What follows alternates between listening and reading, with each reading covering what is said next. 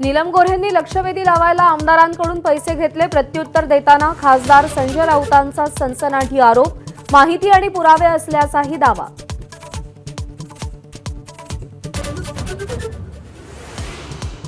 शरद पवारांनी नीलम गोऱ्हेंच्या वक्तव्याचा निषेध केला पाहिजे, संजय राऊत यांची मागणी.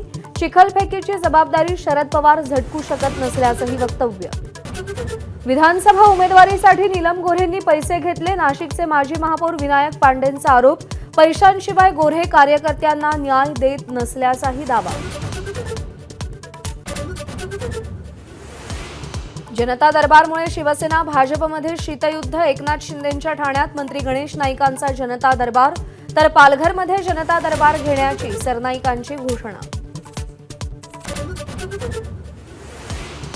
काँग्रेस नेते विजय वडेट्टीवारांविरोधात राज्यात ठिकठिकाणी आंदोलन. जगद्गुरू नरेंद्राचार्यजी महाराजांविरोधात आक्षेपार्ह वक्तव्याप्रकरणी अनुयायी आक्रमक.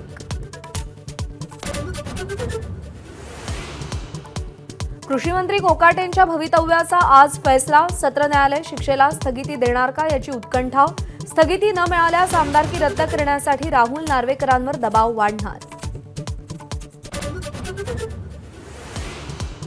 सुप्रीम कोर्टात महापालिका निवडणुकीसंबंधी उद्या सुनावणी. 3 वर्षांपासून रखडलेल्या महानगरपालिका आणि जिल्हा परिषदेच्या निवडणुकांचा मार्ग मोकळा होण्याची शक्यता.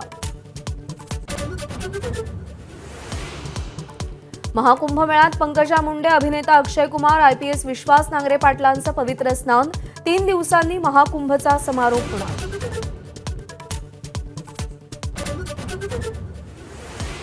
चॅम्पियन्स ट्रॉफीमध्ये आज न्यूझीलंड आणि बांगलादेश यांच्यात लढत. न्यूझीलंड जिंकल्यास सेमीफायनलमध्ये, तर बांगलादेश स्पर्धेबाहेर जाणार.